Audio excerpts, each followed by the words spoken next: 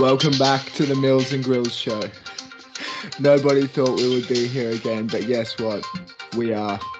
And I'm joined live in the studio by Donald Bradman himself, Milz. How are you, Milz? I'm not too bad, Steve-O. Been a glorious day today and the rest. What about you? What's been going on? I just thought I'd whip up some Vegemite toast on... I got a story for you straight as we get into it. This bread I got... Wait. What about the sponsors?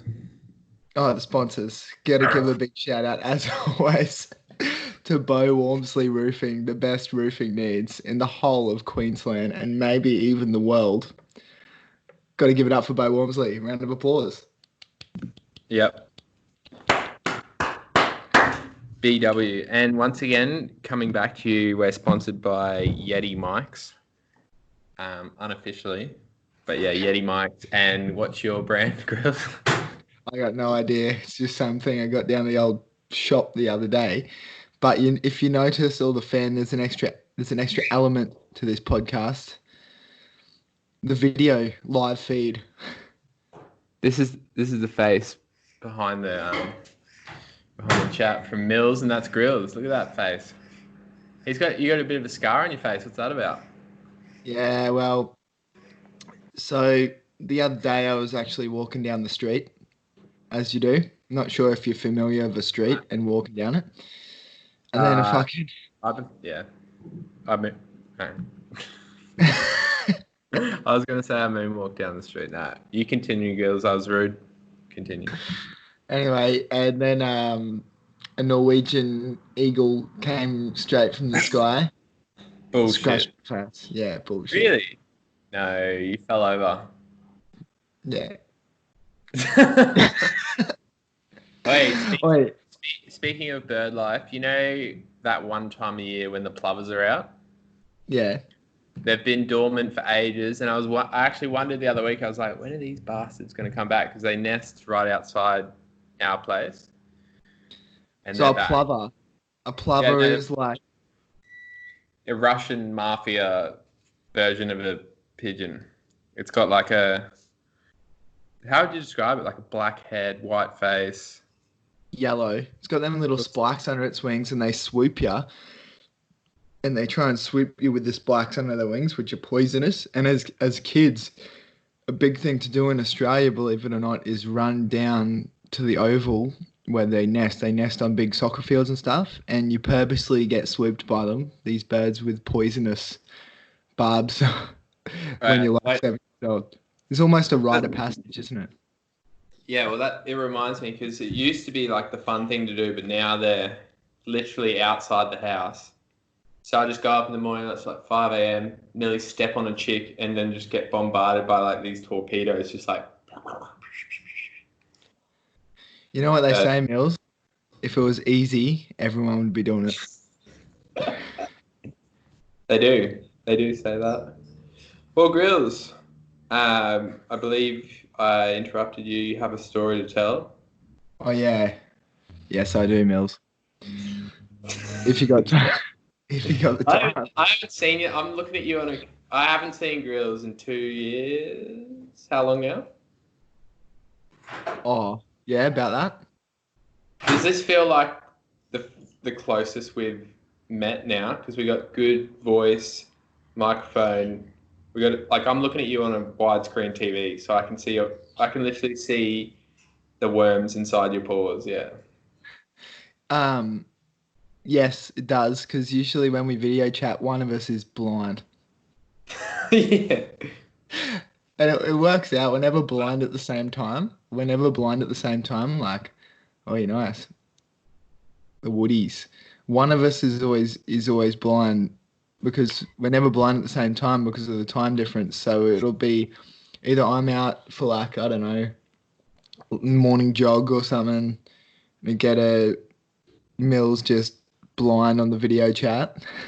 Yeah, no, it's a good way of, it's our little keepsake.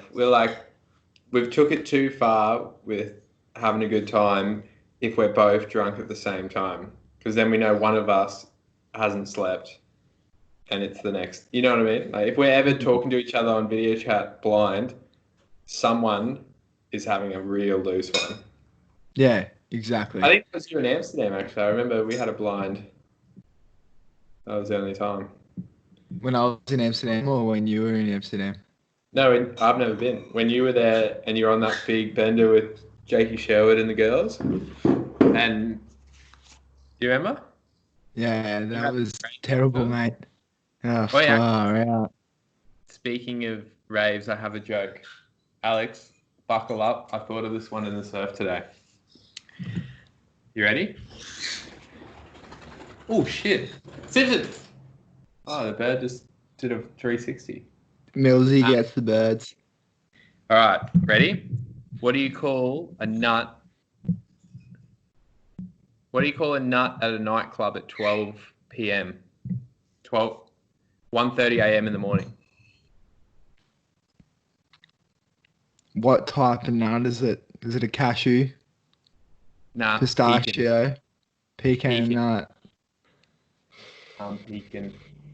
Do you get it? No, you're going to have to give us it, eh? Can't get that one. No, pecan, like, you took a couple of drugs, 1:30 in the morning, you're pecan. Pecan. Fuck. Oh, yeah. I think I get it.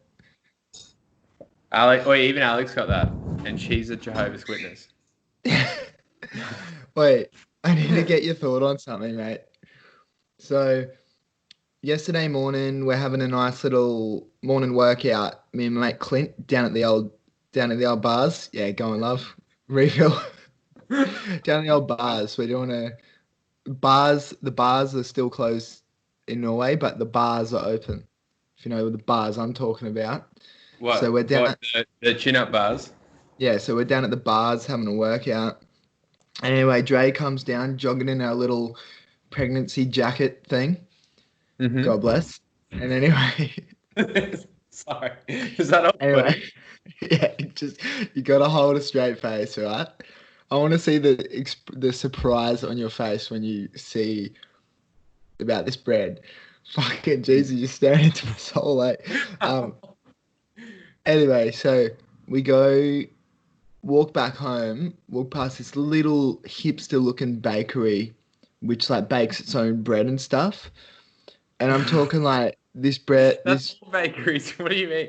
Do you mean they have their own specialty bread or something? Wouldn't you say all bakeries bake their own bread? Besides the point. Yes. Continue. Sorry. Besides the point. Anyway, this bakery is one of those bakeries that bake their own bread. You know what I mean? Yeah. Anyway, so we go in. It's this real minimalistic, hipster-looking thing, and we're looking at these breads, and we're like, "Fuck, these breads look pretty good, eh? I reckon I'm gonna go one." And Dre's like, "Yeah, yeah." You see, this is the life of a father-to-be. You get so excited over like the little things, like I'm gonna treat myself to a Saturday of good bread. Yeah. You got exactly. Me? Yeah, I got you. Got me. Anyway, I'm like, I'm gonna really treat myself. So we're asking this dude, and he's like, "Yeah, this bread is like 70% whole grain rye. Fucking, this one's 100% natural wheat, blah, blah, blah." And I'm like, "Oh, it must be good bread then, judging by how much this guy knows about his bread." Anyway, I'm like, me and Dre are like, "Oh, should we go it? Yeah, let's go this one." Anyway, we get this bread, we pick it off the shelf. Nice, freshly cooked loaf of bread. What was it, like a sourdough? Like what kind of bread? Yeah, I love my bread. Sourdough, something. Yeah, like baked for like 76 hours under a windmill by a only child. Like Yeah, you wait until you hear this, but you wait until you hear this. When you find out how much this bread cost me, you'll think that this bread was like farmed in the mountains of Afghanistan, delivered by horse and cart to the Norwegian wilderness, where some 70-year-old bloke milled it by hand just to bring it to Oslo to make this one piece of bread. Anyway, I don't know what the price is of the bread, but I'm like, it's just bread. Maybe it's a little bit expensive than normal. Like, to add to the story, so I'm looking at $5 a loaf in Oz, which would be, I'd assume, 35 kronas. So I don't know what Gryllz is going to say, but Yeah, like, but that's what you get bread for here anyway. That about that price. So I'm expecting maybe 60 kronas or something, like $10. yeah. Anyway, so it's past the stage where like I've committed to this dude that I'm buying this bread, like Mm. because you can't. Because anyway, so he gets the bread, he puts it up on the pay pass machine, and I just see it come up. I look him in the eye, but I got my missus there. I'm not, I'm not the kind of guy that would see that on the machine and be like, "Oh, actually, the bread's too expensive for me." You know, like it's past that Yeah. awkward stage. You know who would do that? Tom, but that's another story.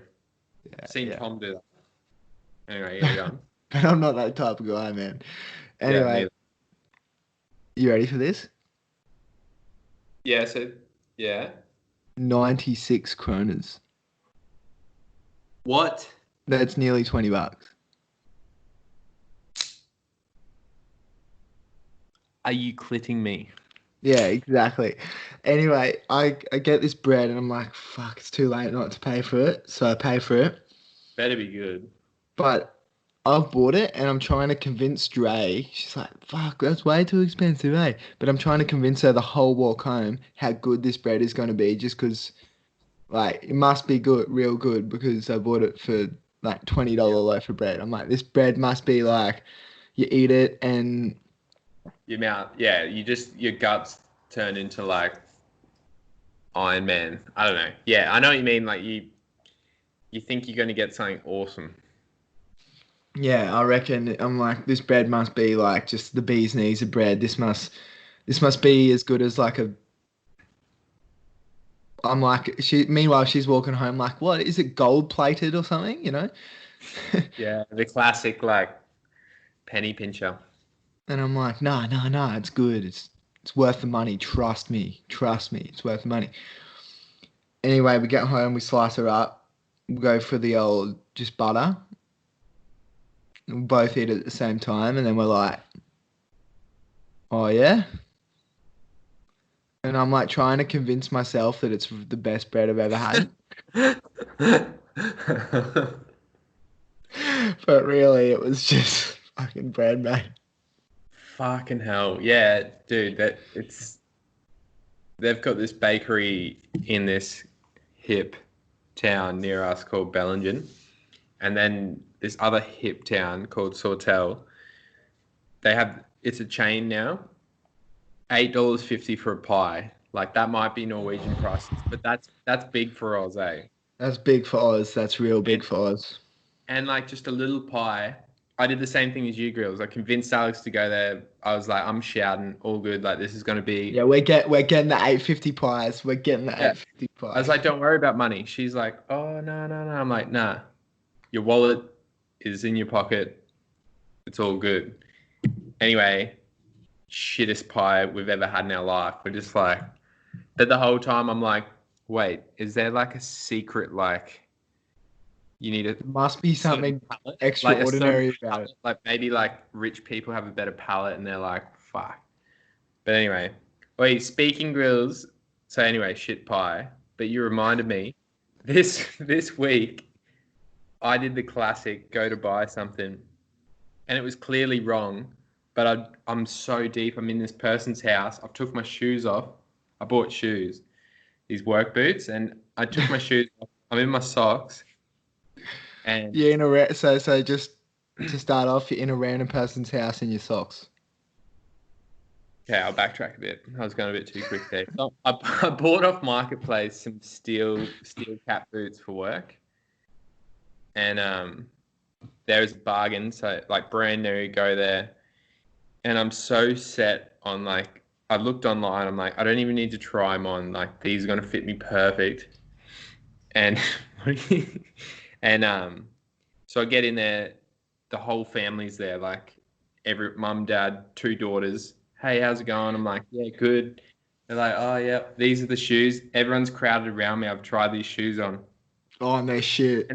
And on the internet it said size 11. I'm size 10.5, but every work boot I've had's too small. So I was like, size 11, perfect.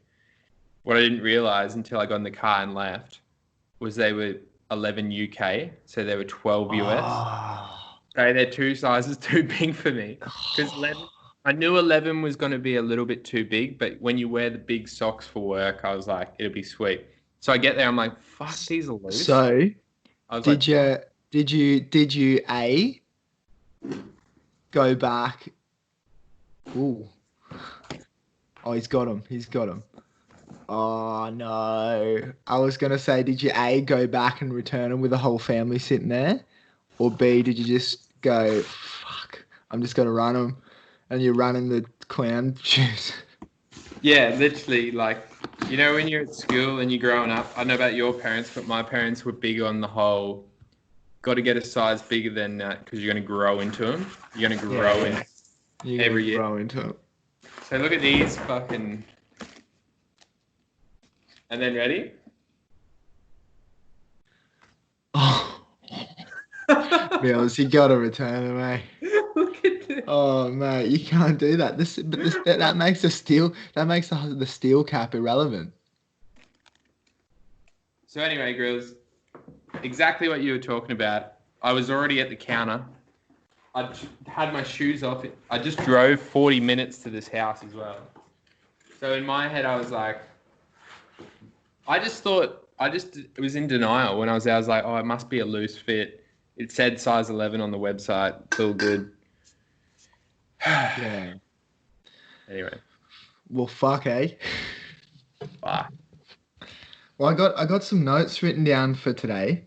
I always forget when I'm on the spot. The sock's coming off. Huh? I got some notes for you. Yeah. Well, I've only got 2 notes actually. If you're trying to sort through yours and figure them out, I can go across mine. Actually, I've already said a pecan joke. That was it. Oi, we got potential Milz. In life or through the podcast? Bit of both. But so I've just found out that one of our mates that does another podcast which isn't as popular as ours. Really? Yeah. You know, so our old mate Joe Rogan. It's not as good podcast, but not an actual mate. So he's just signed a deal with Spotify for his podcast for $100 million to put his podcast on Spotify. You know, I reckon that's smart because it's hard to find his podcast stuff. Where do you look for it? I only go on YouTube and you can never like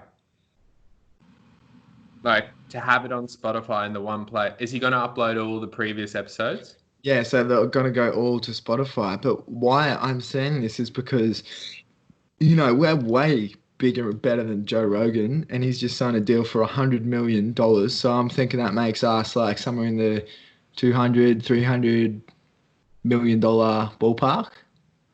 Well, what about, you know how you have to, when you send me the bill, but so far you have to pay for the podcast fees and stuff. What if instead of paying, you send them an email and say, look, I'm not keen to pay anymore, but can you pay me? And then we'll name our price. Yeah, Imagine they're looking at our stats and they're like, all right, 56 views last week, 100 views this week. We chuck an ad in. And that's like 20 people. You know, we're big. We got lots of podcasts in California, New York, but Alex just bought the best chips in town. Oh, get in. And I'm not having any apparently. All good. Yeah, so they're like, we got podcasts in New York, in California, the Southeast Queensland / the Redlands / Like Coffs Harbour is a real market we want to tap into. Yeah, well, Brandon Lee's just breaking B&E out of the map. Like, I mean, Kay Leeser. Maybe we can collaborate. Maybe we can be a movement that, like, we make Brisbane this sort of, like, Compton feel, or, like this underground, like, everyone grew up in the slums and we're trying to make it type vibe. Like, it's hard to live in Brisbane. Like, I mean, I don't do Charlie Sheen in my pants. it's not. Brizzy's not that bad. But it was pretty rough for me, man. Like, oh, what? Dude, growing up was hard for me, like, living on the streets. Oh, gotta need your opinion on something. Yeah. And I feel like this is where the Aussie and the Norwegian cultures differ a bit. You're a legend. What flavour? Yeah. What flavour you cranking? What flavour? Look, our local place does these, like, McDonald's chips. I'm always a thick cut kind of man, eh? Yo, you're a thick guy. So I was saying to him, so Andrea, my missus, works at like a hospital teaching, she's a physio, right? So she's teaching people with brain injuries to walk again and stuff. And at the moment she's got this patient that's like 25. He's just got this brain infection and he's like struggling a bit and he's found out that he's not fertile anymore and he's like full sad about it and stuff. Really? And I said to Dre, why don't you just bring a couple of beers in, have a beer with him, she's like, you can't do that. And I'm like, what do you mean? And she's like, well, first of all, he's my patient. Like, yeah. Where's the line? You can't have a beer with a bloke to cheer him up. You know what I mean? It's such a sad thought because, like even though you're being professional, the most unprofessional but the best thing to do would be to have a beer with him. I get what you're saying. Yeah, but apparently that's not on. What about that's where you come in and you're just like, whenever she gets a scenario where someone's a bit sad, you come in with a case of beers. Yeah. And just give them the Gryllz show for a night. Oh, mate, last weekend I did the classic, just having a couple of beers. Next minute, I'm blind. Wait, honestly, tell me, because I'd like to know. When was the last time this happened? So you were keen for a drink, but you're like, you know what? I'm just gonna have a couple. So Gryllz rocks up to the party, sips one, tastes real good. Looks to get another one out of the fridge, goes, nah, wait an hour. Gets another one. Okay, I've had enough. I'm going home to bed. That was the plan on Sunday. So we had 17th of May, it's like the big day in Norway. Yeah. The Norwegian Aussie Day. Did they turn it up as hard as we do? It's a different type of turning it up. They get pretty blind, but they're not jumping out of windows through tables and doing handstands at beer bongs with Andrew Lemming. So the thing is, you get on the beers or champagne at breakfast at 9 a.m. And I'm like, I got work tomorrow. I'm just going to have a couple at breakfast and then calm it down. Why would you get on the beers? What the hell? It's just once a year. Yeah, you have champagne breakfast. How do they not just get blind after that? Well, they do. But I was like, I'm not getting blind. I got work tomorrow. I'm going to be responsible. Yeah. So I don't know. I don't know how I think this. I went and bought a bottle of Jim Beam, and I'm like, just to have a nice cold bourbon, I'll just have one, and it'll be sweet. Man, that's why I never get the bottle. Because I'm like, the bottle would taste better, and like, you see them old boys that you respect, you come over and they're like, I'll get you a Jim Beam. And they bring out their Jim Beam bottle from the cupboard. Pour your little shot, bit of Coke, ice. There you go. I've never been able to keep a bottle of Jim Beam in my house longer than like the day it's like got into the house. So that day ended up turning into me eating pavlova naked on the couch, all windows open, other apartments with, just looking in. How does Dre go with the not drinking? Because she's got the bubba. She's sweet, mate. She's sweet. But I had a bourbon the other day by myself when I was studying for my car license test. What's that? Surely, wouldn't you already be qualified enough because you got your thing in Oz? No. So I got to transfer over my Australian license to Norwegian, which is costing me about $5,000, mate. Wow. Ridiculous. Why? What's their reasoning? You don't want to get me started. All right. You don't want to get me started on that. But anyway, so I was having a bourbon by myself, watching. I don't know what I was doing. Oh yeah, I was studying for my theory test. Anyway, that's not on apparently. It's not on. What do you mean? To be drinking bourbon by yourself. Who said this? Wait, Gryllz, hold on. I've just spilled my whole drink on the ground.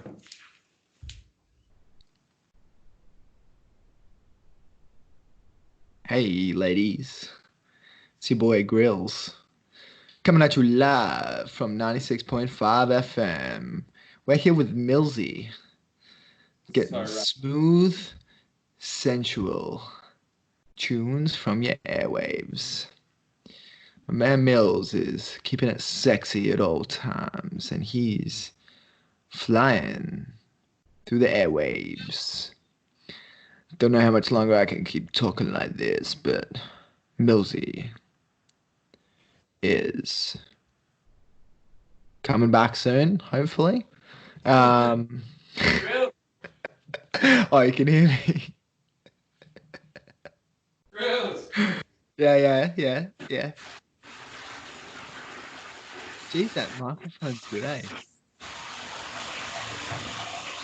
For those of you that don't know, we're running a donation. If you want to donate to the Milz and Gryllz show, send us through a couple of bucks, mate. Gryllz, this is a big spill. Hold on. It's a big spill. Wait, I think I can. So what's happened there, Milz? Should I drink the bourbon out of the sponge that I've just cleaned it up with? Yeah, drink the bourbon out of the sponge. Oh, so those of you that can't see the video, Milzy is just... Why are you doing that? Oh!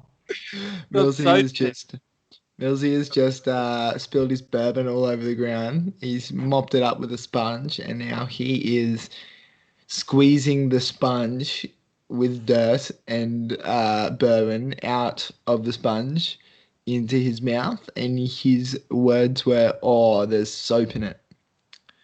So, where do we go from here? Should I pause it, Milz? No, we're on. Sorry, Gryllz. No, you're right, man. Yeah, so where was that? Fuck it. Some quality content here, man. I was getting you revved up on the whole car licensing. Oh yeah, forget about that. I'm over it. Oh yeah, I was having a bourbon by myself. Yeah, and the ball and the missus is not happy. Apparently, it's okay to have a bourbon when you're with people, but by yourself, not on. I'm just going to put it down to cultural differences. Yeah, well, if that was the case, I'd be in a bit of trouble. So how's things with you, Milz? You got a tip of the week for us this week, or what? Tip of the week? I've had some I don't know. You know, surfing's such a hard one. I've had the surf's massive today, and I've had some huge wipeouts, like just like life-threatening smacks. But you just can't articulate it to people. You know, when you're trying to talk about a wave, like you could probably tell me about a barrel you got in Norway, and I'd be like, "Whoa!" But like to anyone else, it just makes no sense. Like today, that time when I got my undies ripped off me. You remember? Yeah. Yeah. That was... It was a brutal one today. I literally fell off the wave and I was just like bear hugging my board for like 8 foot down. And then the next wave, I jumped off the back. You know, you come off the back of the wave, jump and get heaps of air. Like just you, not the board, just you. Or the board got dragged down with the wave. No. So I've like got heaps of speed. This wave's just going to close out. Dump onto the sand. So I jumped off the back. I got so much air plus the height of the wave. And just before I landed, I accidentally tilted and landed directly. I backflopped, you know, like a belly flop. I backflopped, completely winded myself, and was just sinking like. Oh, then another one comes and hits you on the head. Yeah, and I was just like, fuck, why'd I do that? Because I was like, yeah, that'll be fun. So the tip of the week would be like, just pull off the wave like a normal human. Yeah. No theatrics. Anyway, Gryllz, I don't know, mate. What else have you... Which is the story you were keen as to tell you were telling me about? The bread one? Was that the bread one? Yeah. Wait, when was it? The other day, like, I've got this story, can't wait to tell in the potty. Or even that loose night, surely there's a couple more details. Fuck.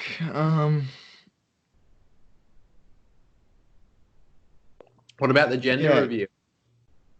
Oh, yeah. Okay, so for those of you listening, all like 30 of you, or whoever else still listens to this shit. What is it? I'm having a baby girl. Woo! And Milzy, you're gonna be the godfather, mate. That's epic. Yeah. Can I get that in writing? Or should I get the tattoo? When you name your beautiful daughter, I'll tattoo it on my arm. Yeah, sick. Is that how it works? I should just joke and say it's like her name's Big Kev or something.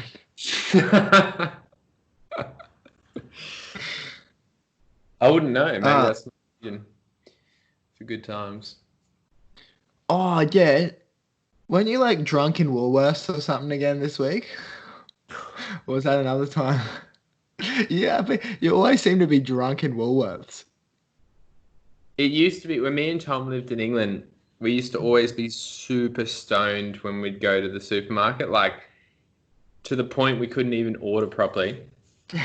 Not even order. Like you got one job in the supermarket, like put your stuff through, and then they'll do the rest, and you pay them the money. But somehow, me and Tom, it always became this massive thing. He's like having a panic attack, looking at me like, "What the fuck, man? Like, who's gonna pay?"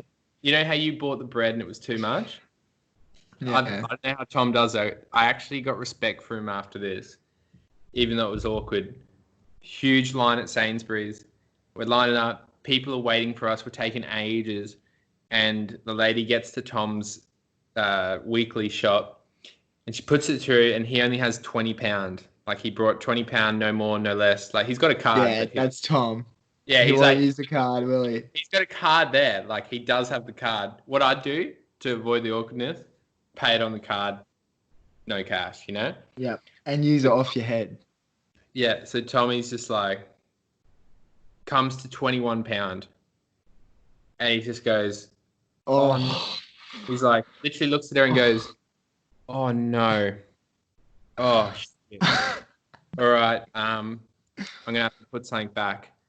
And then I'm behind him. Everyone on the line's like, oh, fuck. And he's just like, what if I put these broccoli back? And she goes, well, I'm going to have to weigh them and see how much they... Hold on, like, no, you'll need another something. And he goes, do I want the broccoli? Do I need I'll put the lemons in the broccoli. And she goes, that's still not enough. And he's like, all right, puts the meat back or something crazy.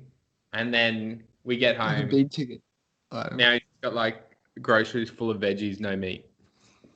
Why don't you just pay on the card to? Because he's so good with his money. It's just like, if it's not in the budget, it's not happening. Yeah, but if there's a difference between good with your money and top. Nah, but I'm the opposite, man. I'm like, if it's not on the budget, then go for it. Like we went to a baby shop just to look around yesterday, and we walk in. All right, we're just having a look. We walk out with a $900 pram. What? Was that the one you showed me before? That's how much they cost, mate. That's a cheap one. Prams cost about like anywhere from like $1,000 to $2,000, brand new. Has Norwegians heard about China?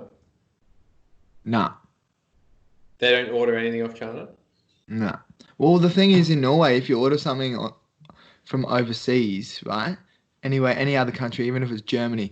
Mate, I bought some protein powder once from Germany to like pump them up. Anyway, they got here. They said, okay, important note, they sell the exact same protein powder just down the road at the sports shop. Exact same stuff. But because I didn't have time to go to the sports shop, I was just like, I'll order it online and not worry about it. Right? Yeah. This is when I found out. You order something from another country and it comes to Norway, you pay tax because they want you to buy it from Norway. So they put a huge income tax. I mean, they're importing, The supplements I cost were all together about $80, but then I had to pay about $50 tax.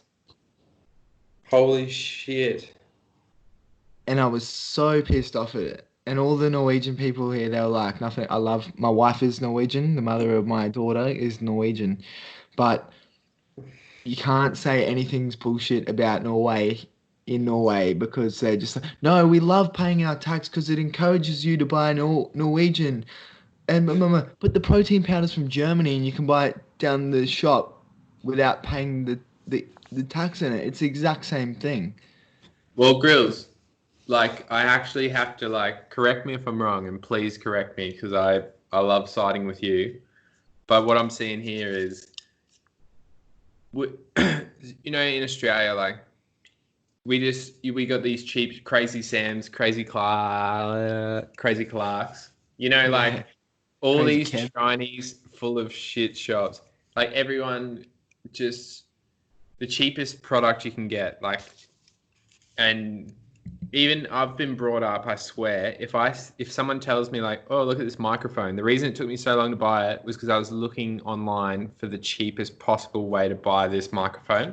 Then I eventually was like, fuck it, I'll just pay full price, get the warranty. But if apparently what I've heard, that's bad for the economy. So I guess if we didn't have the option to buy cheap shit and it was like the prices were just too mental to warrant it, then the money goes back into Australia, Because okay, my friend. Yeah, I agree. However, But hold on, I got to agree with you because you just said it was made in Germany. So it's almost like if they want to encourage you to buy stuff from Norway and made in Norway, or do they want to... Or like, because obviously the shop owners bought it from Germany. Do you know what I mean? Yeah, I think it's about buying it from a shop that's in Norway, so the money's going to a Norwegian shop, not an online business. But it's just obviously doing something right. I think they're rated like second best country in the world to live. Yeah, it's good over here, but like sometimes I want to buy like a $2 bloody teddy bear off Wish from China, or a phone charger or something. Like some things from China are good. Like Oi. Not coronavirus. Fucking hell. I like that. Oi. You know what's funny about Wish? What's that? So I don't know about you, but my Wish comes up with pretty much stuff that I talk about. If I've been talking about laptops, it'll be like it just relates to what I talk about. Yeah, it's weird, And eh? it's weird. And Alex is though she got Wish, and she's like, I'm getting creeped out by Wish, and I'm like, what do you mean? And she's like, look at the stuff that's coming up on the ads, and it was like teddy bear dildos, like crack pipes with like the Zelda Oracle, like poo scoops, adult nappies, like strap-ons, and she's like, this is what comes up on her like suggestion page of Wish, and I was like, and I did a job at this old guy's house recently, and he loves shopping on Wish, and I was like, do you get this weird shit as well? And he goes, yeah, show me. And it's just like dildos, fucking like. And this Butt guy's like plugs. 70. Butt plugs. This guy's 70, just like, yeah. Man, but I'm not saying Anyway, we this is the time. bought all of it, so it's all good. Oh, mate. But that's the whole what you just touched on it. The like the AI where it listens to you and it fucking says the ads for you. My missus got angry at me because I refused to download the coronavirus app that tracks you. That's like it tracks where you go to see. Have you heard about this? The app for coronavirus. If you track it, Yeah, do you Aussies have it? went mental over. Nah, Aussies. There's been a full uproar in Australia. Like no one wants to do it. Yeah, that's what I think. Yeah, exactly. But Dre and my housemate Tori got angry at me because they're like, oh, what do you mean? All the social media apps do that anyway, but there's a difference, right? I don't specifically download it to track me. You know what I mean? Mm. Like I Yeah, know that it does it, but I don't know about it. I don't specifically go, yeah, I want to be tracked. Do it. yeah. You didn't give it your permission, you know. But in the one thing that's annoying that a lot of people have a problem with is the app that tracks. You fill in all your details, and you go onto this government app.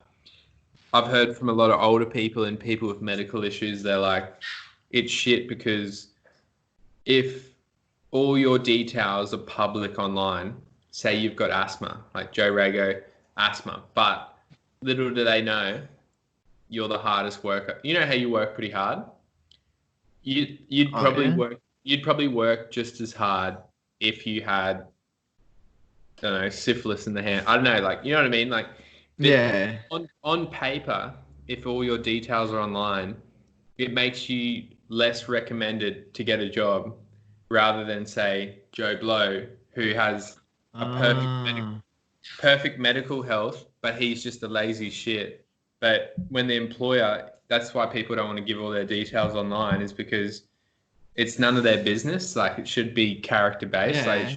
you shouldn't, your employer or the government shouldn't have to know everything about you to then put Yeah. you in categories. Like that doesn't leave much room for people being like, oh yeah, he's disabled, but he's the best worker we've ever had. Like if everyone, yeah, And I've heard this from a couple of people as well. One, when you give the government permission to do something, like say track you, they're not going to take it back. It's not going to be like, I got this from Joe Rogan actually. It's like once you give the government permission to track you, they're not going to magically, when coronavirus is over, go, okay, thanks for letting us track you. We're going to stop tracking you now. Like it's very easy to give out the permission to do shit like this, but then so you can't. hard for the freedoms to get taken away. It's so true as well. Like I listen to this surf podcast, Ain't That Swell, and the one guy, he never gets political, but he was like, everyone. Thanks, Simpson. Hold on. He's getting his bird. Here he is. Yeah. So, he's like, be careful of what the government tries to do during this coronavirus, or like, Yeah.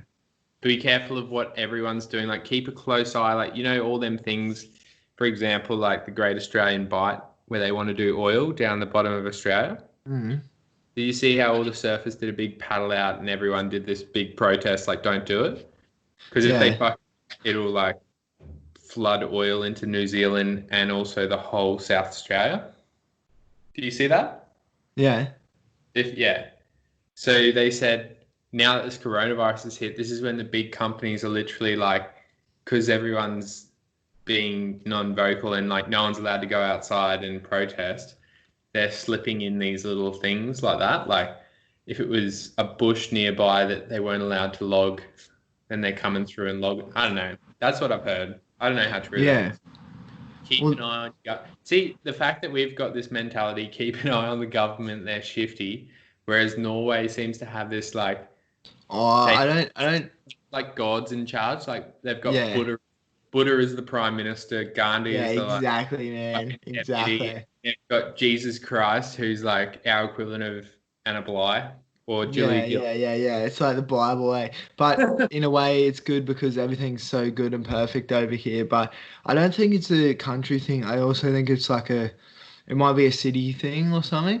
Because, like, I'm from Stradbroke Island, you're from small town, surfer crew, and the general consensus along those people is like, yeah, screw the system. You know what I mean? Like, Yeah. they screw us around, so don't trust them. But Well, everyone that lives in the city that's like has all the stuff from the government and like the everyone because there's in the grand scheme of things in the city there's not really as many problems and stuff in a way. There's more crime and that, but people are kind of a bit closed in, not mentally, but like I don't know how well, I'm trying to explain this. I know what you're trying to say. Like, if someone lives in the city, they've already made the choice to be part of common society, Yeah. follow the rules. But if someone lives at Stratty or even where I grew up a little bit on the bush, it's easy to see like, oh, here's what they The want you bigger to do. picture. Yeah, they're like, Yeah. here's what They they want want you you to live to in do. the city. They want you to pay everything. But when you're like out in the kind of wilderness or on the beach and you're with I sound like a bloody hippie, but when No, you know you, what I mean, right? When you're out and you live in the more connected with the earth than the concrete fucking Besser block buildings, you can sort of see a bit more. You well, it's don't want easy. to go that way. Whereas if you live in the city, you want to go the way of listening to everything because it runs the city better, doesn't it? It makes the city work better. It runs the city better. But it doesn't necessarily, that shit doesn't affect you when you live out next to the beach on Stradbroke Island. If anything, the rules and regulations of the government just make life harder for you, you know? Yeah, But in the city, 100%. it makes it easier. So maybe that's why. 100%. I don't know. Yeah, see, and I guess that's why like you've got this attitude in Norway that's hard for them to come across. It's not that you're like some Adolf Hitler, like political hating, like maniac. It's more like you come from a place where like, see Everyone's people a on, free spirit. yeah, like people on Stratty, like you look at like, let's pick like someone when you're a kid, you looked up like, here's this guy that surfs every day, works on the island, has good feeds on a Friday, has a couple of beers, has fun, and he's just stoked with life. Like, you wouldn't ever think, you know what, I need to become a lawyer and make $4 million and get a Yeah, penthouse in the city. yeah, You'd literally be like, I just want to be like this cool old dude that surfs every day, eats good food, fishes, whatever. So your dreams aren't the same as someone in the city. yeah, yeah. You know what I And mean? that, If you that's like that's the thing. success for you is like say Danny Rago or someone that like you could pick anyone. I don't know who you would have looked up to on Stratty, but like someone who loves Stratty and they're there because they love it, not because some people might be there because like whatever. But like there's definitely the crew that just love the fact of getting up in the morning, having a coffee, looking at the ocean, which spot, go for a walk the dog, fish, and that's life done. The attitude's more work less, live more. And in the city, Yeah. it's more like work more. And there's nothing wrong with that. But places like Stradbroke Island and other small towns in every part of the world, everyone moves there to get away from that and be free and stuff. And so that's why they have this view of the government, because the more they fuck with it, the more different it becomes from why they moved there in the first place. You know what I mean? Whereas people in the city and stuff, they just look at kind of blokes like us like, oh, they're just hippies complaining or whatever. But the more the government kind of sculpts things for them in the city, the better it is. So it's just kind of a conflict of interest. Very true. Very true. And like in a relatable story, and another thing on this topic, I don't know how we got onto it, but I'm liking it. This guy I met, coolest bloke, we're on this surf trip in Bali, and this like maybe mid 50-year-old guy called Demir Dorsey from California. Like he was from like whatever the main surf destination in America is. He did 20 years in Hawaii filming all the people at Pipeline. He was a water photographer. That's what he does. Yeah. He's moved his whole life from the States to Bali. He's been there for 15 years. He's got a kid, and he's like, people don't understand how easy it is to raise a kid in Bali. Like, there's international schools, soccer clubs, football clubs, like whatever. Yeah. He goes, but the craziest thing is so let's picture Bali, even though it's not really, but like a small town vibe. When he goes back to Cali, he's like, the city people are just very high paced. Yeah. So he's like, maybe it's not even that they don't think about being chill. It's just they're just so high paced and wound up. He's like, he'll go there and want to hang out with people, and they'll be like, Demir, I can meet you for lunch at 12, but I got to be gone at 1 because I have a second brunch / business meeting at 3. Like, they're so, I don't know. I guess that's just a trippy comparison of like. Man, I miss that life. Hey, the cities. It is what it is, but be good to get back to the coastal vibes. Hey. Wait, this is in the making. Stupid of me. You're not in Oslo, are you? Are you in Dre's hometown, or are you in Oslo? Nah, we're in Oslo. Dre's from Bergen. Oh, so you are in the city, or their city? Thick of it. Hold that thought, Milz. I just got to really quickly piss. No ruckers. Sorry, we're on a roll here, but. All right, now wait. I'm gonna put an instrumental on and see if I can do a freestyle. All right, everyone. This one goes out to our girl.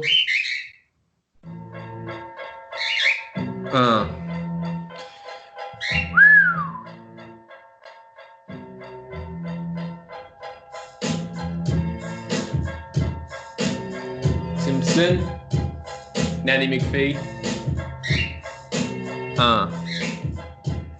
They call me Milzy, and I got my birds with me. I be smoking shit down the chimney, charcoal. Yeah, they call me old, but they just don't know that my shoes have mold because I live in a wet place. And I never came with a RuneScape mace, I used a sword and not a dagger. 'Cause swords hit better, and you know I'm a fatter dude when I eat chips. They call me Mr. Hip, Mr. Skip, Mr.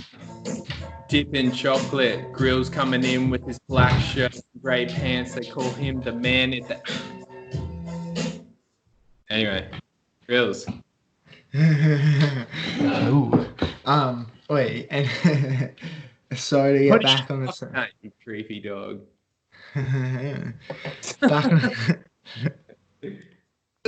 back on the same topic. Sorta same topic, but walking down the street the other day, like, you know when someone makes eye contact with you back home, you'll be like, "Oh, hey, mate." These ones do that. Yeah. I do that. No, I do that here, just out of habit. Like, walk around going, "G'day, mate. How's it going?" And people just look at me like I'm so weird, eh? Probably because you speak in English. What's that? Wait, I said probably Yeah, just true. English. Wait, I know what you mean. Alex hates me for it, but when I'm driving around, you know the old toot toot flick. Like I literally just like drive past anyone, old lady, rich dude, young dude, just, and they'll always be like, you know what I mean? The old tip of the hat, g'day mate. Like if you just drive past someone, it's slow. Hello. No, the biggest thing is like you probably get it with your old blue van, but if you drive past someone in this, like I used to have that old Subaru full drive thing. If you drive past another person driving one of them, there's like a bond. You don't know each other, but there's a bond. Yeah. You know? It's like, 100%. I've got a pretty funny car at the minute. Nanny, I gotta get my other bed. They're tripping. Milzy's got 2 cockatiels. 2 big cocks. He's got 2 of the biggest cocks. Cock Wrangler. Who knew that you'd be a bird guy, eh? I know. I want a bird. I want a bird. Dude, you got me onto him. Look at this guy. Simpson. Anyway. I think something's gone a little bit under the radar, Milz. Oh, shit. Florian. Oh, yeah. He has a job. He's gone from being like an investment banker, I don't know, something to do with banking. Like really smart dude, really, really smart dude, could make probably lots of money doing something with maths or intellectual or IT or something. But now he's working as a sauna master. He randomly did a sauna master course. Randomly, just because it would be like, that's a fun thing to do. Like, it'd be like me if I saw like some stupid course that's just be classic. And now he's actually got a job as a sauna master. And by that, do you mean someone... Actually, wait. Sauna being a hot place where you go sit in a room by yourself. Sauna. Pretty self-explanatory, though, wouldn't you say? Like, you put water on the hot coals and you sit. What does he do? Yeah, that's what I thought. Does he just come in, like, periodically and put water on the thing? Nah, it's more to do than that. It's a full art. It's a full trade, apparently. Like, you put oils on it, do, like, a show for the people. I'll just play what he had to say. Ready? This is Florian. Wait. Hey, what's up, my boys? This is Florian. I got a new job as sauna master, and it's actually a pretty funny story. I've always loved to go to the sauna myself. You know, it's just great for your mind, body, spirit, and soul. And a while back, I was hanging out with these 2 girls. They've known each other for quite a while, and one of them was telling us about how she went to this famous sauna place in Geneva, and there was this really hot Scandinavian-looking sauna master doing the infusions, and, you know, she just sat there naked and flirted with him unmistakably, got out and later had sex with him. And as she told us, I realized the other girl, you know, just got really quiet and didn't say anything. And I asked her, like, hey, what's up? Everything all right? And she just said, yeah, I've been there 3 weeks ago, and I guess we fucked the same guy. And yeah, the rest of the evening was rather anticlimactic compared to that, but it sparked my interest in the profession of the sauna master, which totally is a thing. Like, wait up. So I see what's going on here. Florian's... That's hectic. Yeah. So Florian's, I see what's going on here. Florian's just been like, this is a great way to get chicks. Yeah, literally, how many guys get into a job? See, people are like, James, why would you become an electrician? Look at me. I'm raining in birds. Nah, but honestly, like, good on him. Good on him for... That's... What do you have to say, Gryllz? Gotta give it. That's an ultimate play. Like, if someone wrote a playbook on how to get good, I'm gonna do spend lots of money doing this course in. I think he's about to explain what it is, but I'm pretty sure a sauna master is like a dude that stands in there with a towel, like goes, "This is the leaves that you slap on your skin," and like does a sauna, like does a proper like Scandinavian sauna. But it sounds like Florian's just kind of been like, he's like met these chicks, right? He's hung out with them. They've been like, yeah, this sauna master dude, yeah, and he's just something's clicked in his brain and gone. Yeah, you know what I found funny that the girls might not find as funny? It was the point in his conversation. He goes, this girl met this hot Scandinavian dude. He is Scandinavian, so he's obviously been like... Florian's from Switzerland. Switzerland? That's in Scandinavia, isn't it? Nah, it's in Switzerland. But anyway. Oh, okay. Well, anyway, so I think he must have thought, like, this could be me. And then the next girl says, like, oh, we must have slept with the same guy. So he's just like, this is the position I want to be in. And can I tell you, like, what a different sauna master. I've done a sweat lodge. Told you about this. Do you remember? In Iceland. Oh, yeah. So I went into, like, this igloo, and their sauna master, this was like a drug rehab center. My mate Gaz told me it was like a hippie commune, cheap accommodation, but it ended up being like where people go to get off drugs. So it was a spiritual farm. It definitely was a spiritual hippie farm, but all the people there were in rehab. And the rehab dudes were our sauna masters, now that you remind me of it. And they would come in with oils and put oils on these hot, like molten hot rocks, and it would, but we were so close to the fire that it would burn, and we're all in pain, and they'd just be like, these like crazy looking Icelandic dudes just throwing water on the fire, being like, rah, chanting like ancient talks, just like, yeah. So that's what Florian's doing for a job. Fuck yeah, these guys. And he goes, now we chant, and then everyone's going, ooh, ooh. Good on him. Yeah, and so that's Let's hear. Let's hear. Switzerland, Austria, and Italy, around the Alps, in the past few years, it has turned into like a real profession of someone who does a show for the guests in the sauna and throws a towel around because the wind makes it feel way hotter. They're like European championships held now with 200 people in a sauna watching guys do sauna shows. So yeah, and then the next time I went to a spa, I saw this 2-day course to learn the basics of being a sauna master, and it was just like, yeah, sure, why not? And I did that, but for 2 years I was occupied with my job and the military. And now that I'm studying, I suddenly remembered, like, wait a minute, this would be the nicest part-time job. Do some sauna, and I just sent an application to a spa here in Zurich, where I told them about my experience I gathered, on this remote island in Norway, where there is a hotel, and I worked there and did some sauna. That's where we used to work. That's also the island where I met Gryllz. And of course, if someone hears Norway here, he thinks like, oh, damn, Norway, that's basically the heaven of sauna. This dude must be a professional. And they invited me over to a short trial work. And at that point, I knew, like, shit, it's been 2 years since this course. I have no clue what I'm doing. But I then just, got shown around by this lady, and I just straight up 2 hours pretended that I knew what she was talking about. So, yeah, now I got the job, and I'm a sauna master.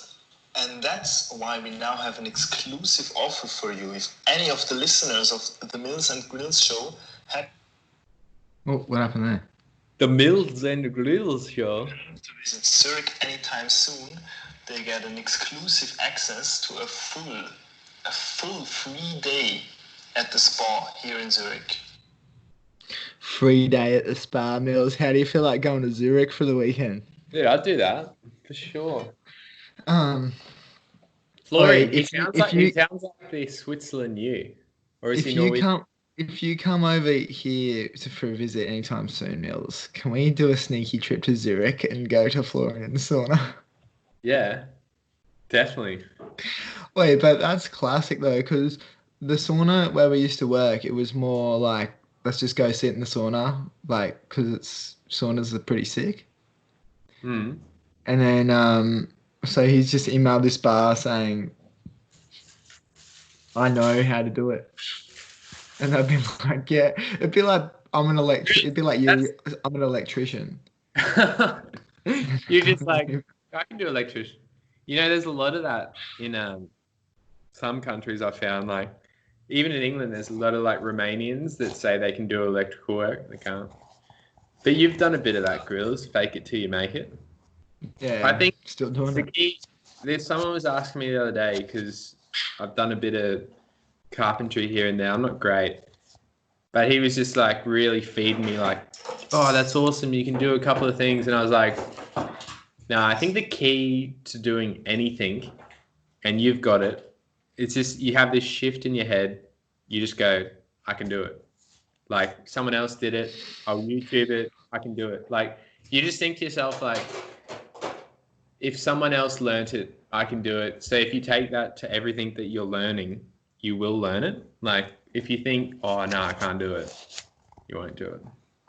Yeah, but the thing is, I don't pick and choose what I learn or what I do. I just end up in these weird situations, same as yourself. Like you're a movie entrepreneur / landscaper now. Is that right? Oh, question for you, Mills. Quick question. Okay. Quick. Yeah. I need to replace the stovetop. I accidentally broke the stovetop in our apartment, like the electric stove induction. I just learnt about these the other day. Like, can I do it myself, or do I need to get an electrician to put it in? So what exactly broke? For all you listeners out here, just pay an extra $5 and you can listen to this next part of the segment, which is Milzy helps you do home electrics illegally. So I put a glass bottle. Yeah, I put a glass bottle of an oil in the cupboard above it. Yeah. My housemate opened it. The oil bottle fell, made a massive crack in it.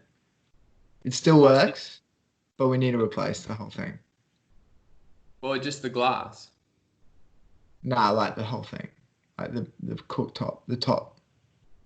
So there's no chance of just replacing the glass of the cooktop? Nah, we've got to replace the cooktop itself. What's wrong with everything else? It's from IKEA. It works, but it's just because it's not our apartment and we rented off family friends and we said we'd replace it. Okay, well, I actually have to get serious and say don't do it yourself, Gryllz. But if I was to say if you wanted to do it yourself, if you live in an apartment, I don't know if you have a switchboard in your apartment. Yes. And if you can flick off all the power to your apartment, right? If there's a switch that literally, like the main switch. That's why I'm like, I don't.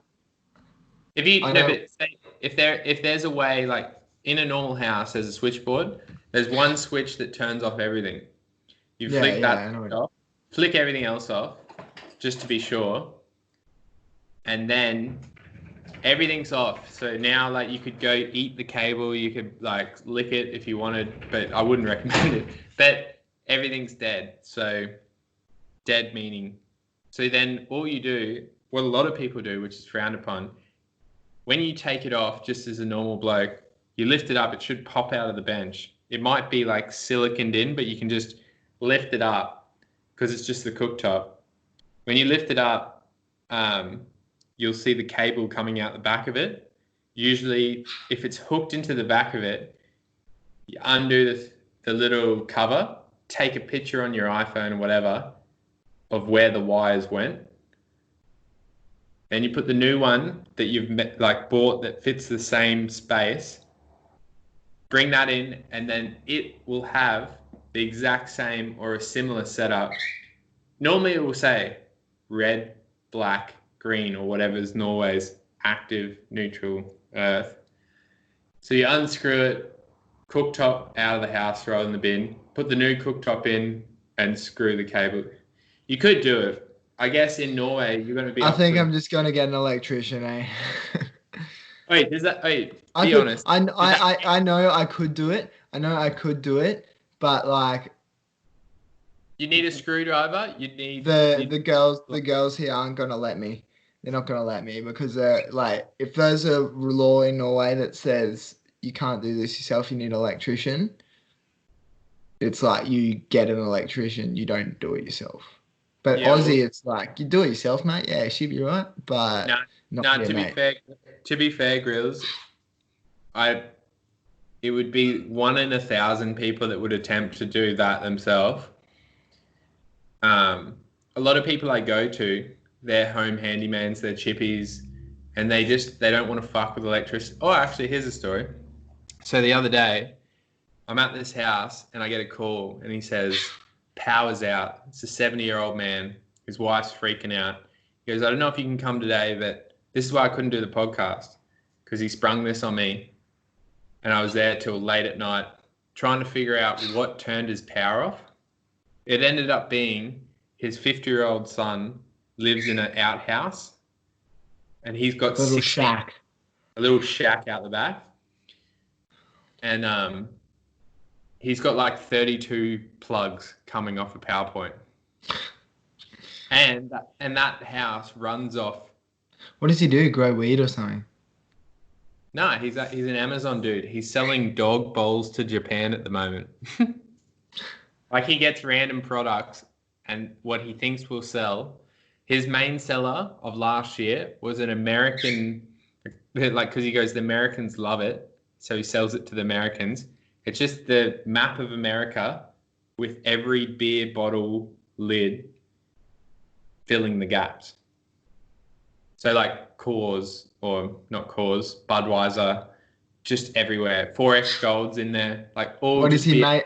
Does he make it himself or? No, he gets it made in China and then it goes straight to America and then they buy it. And he's just the guy on Amazon that coordinates like send 10,000 items to America and then gets it. Yeah, anyway. Yeah. So must be doing well if he's living in a shack at his 70-year-old dad's place, eh? Yeah, exactly. No offense. So, but each their own. But so I get there. Good on him. And to figure out this problem without getting too boring, it's probably boring, but I had to keep going to the switchboard, turning all the power off like what I told you to do. And I go test it. And then I go flick it back on and I test it everywhere around the house to find where the problem was coming from. But after probably literally my 30th time, I forgot to flick it off. Oh. So I get back to the PowerPoint. Here's the cable, the live cable that everyone's like, touch it and you'll die. And I grab on it like this. And normally when you wear rubber boots, when you wear rubber boots, right? Electricity like a lightning bolt wants to get to the earth. So if you wear rubber boots, like steel caps, it stops it from completing the current or something. Yeah, completing. So you only get a little jolt. But if you weren't wearing rubber boots, you'd probably die. Or how's this? I'm wearing rubber boots, but I'm sitting on the ground touching this PowerPoint. So it goes straight through my arm, down past my heart, and out my leg that's touching the ground. Anyway, I've had it once before and my whole elbow got this big, like a tennis ball. Milz, that could have fucking stopped your heart, bro. It would have for a second. So that happened. I just went boom and I just had this feeling of like, fuck, I'm fucking quitting my job. Because I was like, this sucks. Like, anyway, just everyone gets it, but this was a particularly bad one. And to this day, there was only a couple of days ago, but my left pec is twice the size of my thing because it went straight through there and out there like that. Luckily, that's all that happened. Bro, that could have killed you, bro. Yeah, well, people get shocked. It's a rare. If I was over 50, I probably would have died. But young people, I hate to say it, but we're bulletproof, eh? Yeah. Although my hangovers are getting I'm at the stage where if I have a night on the piss, next day out of action. None of this waking up at 6 a.m. going surfing. None of this rugby. It's like if I have more than 4 beers. So Yeah, I'm the same. I'm glad to hear you say that because you've been making me feel weak with all your fitness marathons and stuff. I felt like a bit of a pussy. nah, bro. Apparently, Honestly, it's what happens when you go over 25, and I've heard it my whole life. I've heard people going, when you get over 25, you can't drink like that anymore. The hangovers are so much worse. And I've been like, nah, but now, fuck me, mate. no, it's serious. Like, no, I'm serious. I'm with you. But I actually like on the opposite side of things. When I was younger, I wouldn't want to be in bed hungover. I still wanted to do whatever I had planned the next. Whereas now, as an older person, I'm like, let's just lay in bed all day, James, and eat unhealthy. You'll be fine, and you just enjoy being that little like sook. What's up? Yeah. Alex is on the potty. Alex is on the potty. I'll go get Dre. Yeah, come. The girlfriend's on the potty. Alex, Gryllz is going. Come sit down. I don't know. Come sit down here. All right, everyone. This is my beautiful wife, Alex. Don't. She's a bit shy. That's because You got shit on you. my bitch.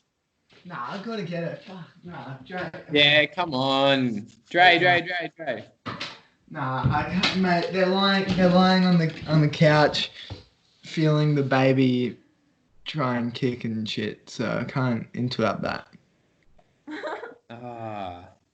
These are problems I haven't had yet. I got my priorities straight, Milz. Yeah, man, you got your head. Wait, our mate. No, my priorities is the potty, mate. Oh, I was on your side there. All right, Ali. What's the go? Are we going to? We're meant to be going to Joel the Pie Reviewers tonight. Is that not happening? Yeah. Yeah, I'm waiting for you. Ooh. Yeah. Apparently- All right. We'll wrap it up. I'll let you get on with your. Yeah. If Joel would want anything, he'd want the potty to keep going. Oh yeah, true, mate. Well, I got some good news. It was meant to be raining all day today, but now the sun's out instead. So the weatherman's got it wrong. Lockie Kendall has got it wrong. Now maybe he's got it right. Like I have a feeling Lockie like disrupts the weather patterns. Like he makes the weather. Anyway, you're looking good, Gryllz. I have to say. Thanks, Bo. Looking younger than ever. Because it feels weird for me because I'm looking at you on like a 50-inch plasma right now. So your face is bigger than it would be in real life. So I'm seeing everything. He's got a little Chicago Bulls shirt on with a dog. Dick's out. Wait, is it heterosexual when we're straight? Oh, here she is. What do you want? She's coming in. Hey, she is. Here she is. Come on. Dre, welcome to the first video potty. Welcome to the first video. But come on, come. Get on white. Oi, look at the shirt she's wearing. Turn around. Millsy knows this one. Da burger. Hey, Dre. What do you think of this? She can't hear. Wait, she needs to put a headphone on. Wait, turn it off. We'll get pulled off. iTunes, turn it off. Can you explain to Dre what's happening? Playing Still Dre. Come here. Chuck on this. Alex, come back. Oi. G'day, you in there? Wait, Dre. Alex has got. Have you seen my birds, Dre? Yeah. Oh, hello. Cute. You've got two, hey? Can you feel the baby bumping? Yeah, I think so. I think I could just feel her kick heaps. That's so hectic. Yeah. Are you so excited? I came out of my... That... Hey, Dre, Gryllz said something funny. He said you were saying it was moving a lot, and then you said, well, if it's your child, then it's obviously a psycho or something like that, or it's energetic or something. It's not a psycho. No, the midwife was saying, oh, she's moving around a lot, like she's really kicking and moving. And then I just said, well, if you knew the dad, you'd understand why. If it's gonna rain, it say- probably will, mate. Huh? Yeah, I love that. That's awesome. Did you hear Tom's having a baby as well? Dude, Yeah, you're on the I- podcast right now. You can't say that.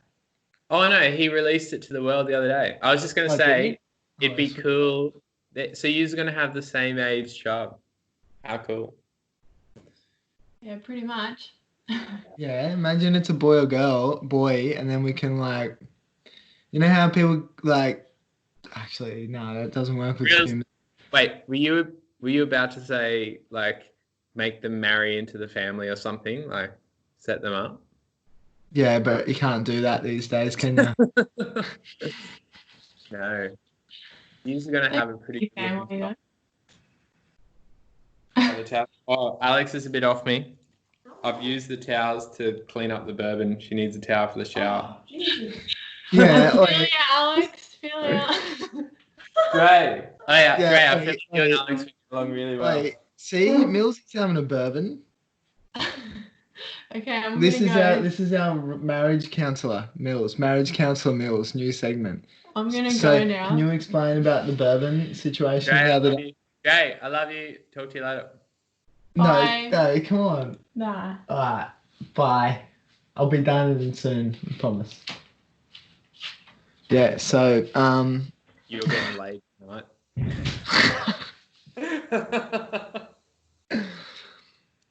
mate, And by late, I mean laid out on the couch.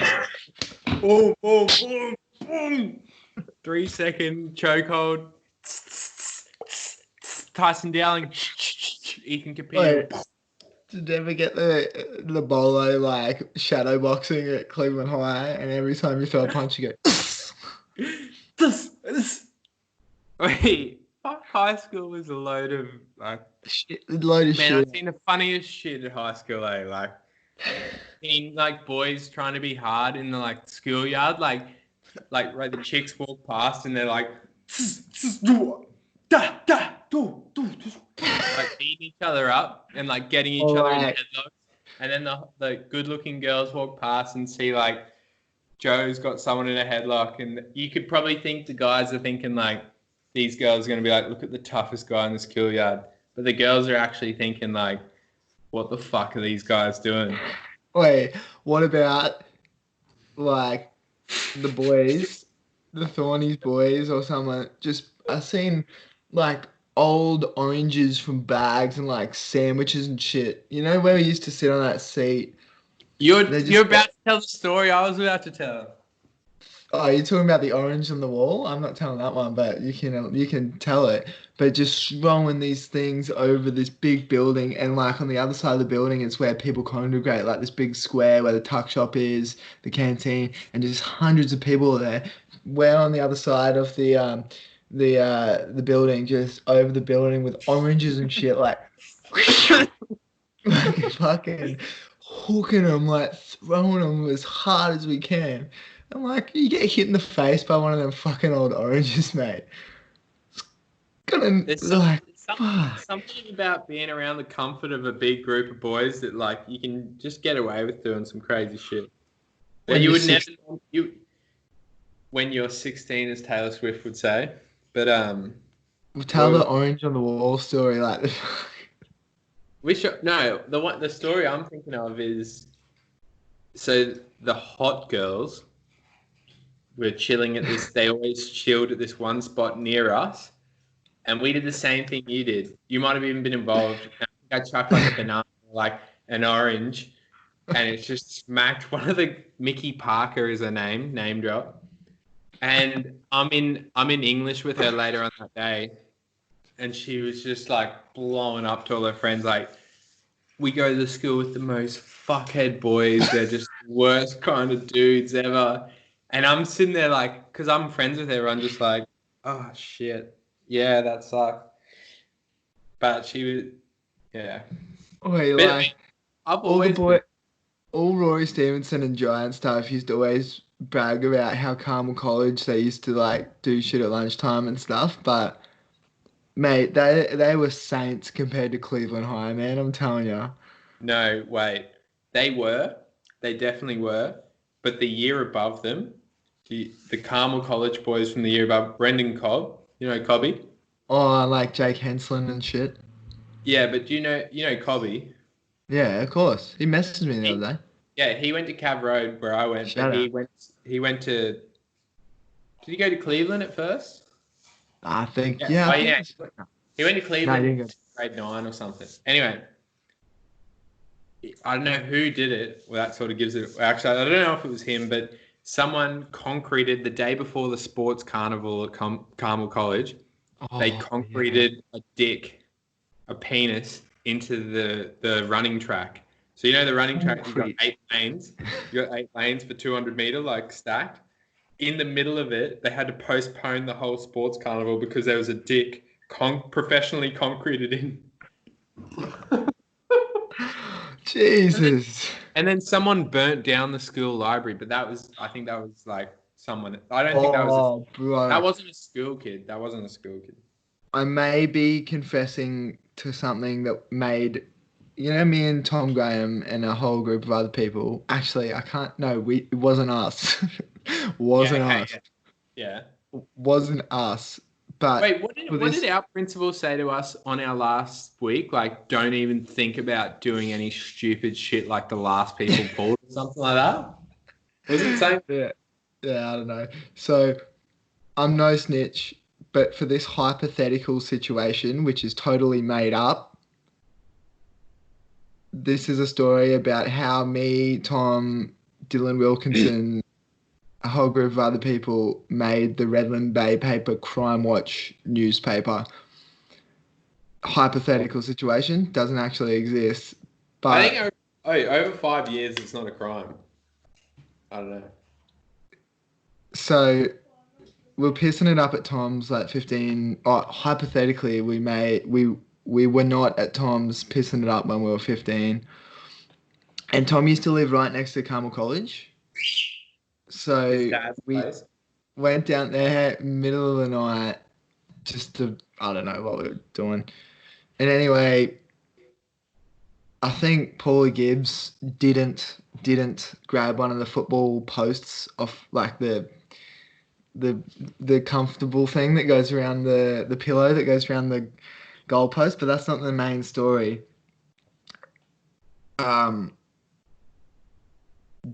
D-Dub, I forget what he did, what we didn't do. There was like this statue in Carmel, which was like a lighthouse because their mascot was a lighthouse, and it was like. I think I know. Were you them people? No. Oh my god! Because I had a lot of friends before I met you from Carmel, and I've heard this tech. There's a lighthouse, like a centerpiece of the whole school, like this big cement, like $1,000, like so much money, like this big lighthouse in this roundabout in the middle of the school. And basically, me and Tom and some other people were just like walking around, or we weren't walking around, like just drinking beers, like just like I don't know, like. That's good that you weren't. Yeah, that's good that you weren't drinking beers. No, but then one of the boys, who I won't name, runs up to this roundabout with this big lighthouse on it. Or didn't do that. He didn't, because this is a totally made up story and I'm joking that we were involved. Like, just starts shaking it, and shaking it, and shaking it, and shaking it. And we're like, just look at him like, what's he trying to do? Oh, is he trying to break the lighthouse? Nah, it's way too heavy because it's this massive, like, big cement lighthouse sculpture thing. Anyway, cracks the whole thing in like half at the bottom, throws cement, drags it up, like throws it off a balcony of this thing, and then apparently also, this is the scary bit. Remember I referenced the football pad off the goalpost? That was on top of D block roof, and no one knows to this day how we got the football pad, or how whoever did, because we weren't involved, got the football pad on top of the D block roof. because it's impossible to get up there. It's way too high. You can't throw it up and off the top balcony because the roof comes out. But somehow it was, and we were blind, so we can't remember. We weren't involved, but so it's a mystery how the football pad was on top of the D block roof, but it was somehow there. Holy shit. What do we call this segment? We call it like Confessions of a Youth. No, I didn't confess to anything because it didn't happen. Well, wait, what I can say for Gryllz to all our listeners out there is essential. Gryllz is literally like wet. Hand on heart. Even though he's involved with some pretty hectic people, rarely is Gryllz ever the guy. And not through lack of like, but you always got a head on your shoulders, you know? Like if all the boys being stupid and like throwing glasses around a pub, you'll be like, you know what, we shouldn't do this. And you'll keep view of what's happening. But you know, if it gets hectic, you don't just get dumb and do crazy shit like that. Yeah. I've been witness to a lot of stuff. You've been witness. Your poor eyes, your poor innocent eyes, girls, have witnessed a lot of stuff. Yeah, but you're right. I always go, nah, this is too much. And I like, to be fair, I've been there, but I like. You always keep your head like there's no stopping a train when it's running, but like you definitely can. You can't stand in front of a train, but you can get off the train. And as my dad get off the train, you know. My dad always says bad stuff. My dad always says, if the train's got automatic doors, don't wait for it to open. But anyway, I have a confession for you, and I'll admit this one because I don't even know if it would go down in a court of law if you've got time, Gryllz, before we go. No, no time. Sure? Yeah, but... All right, I'll make it quick.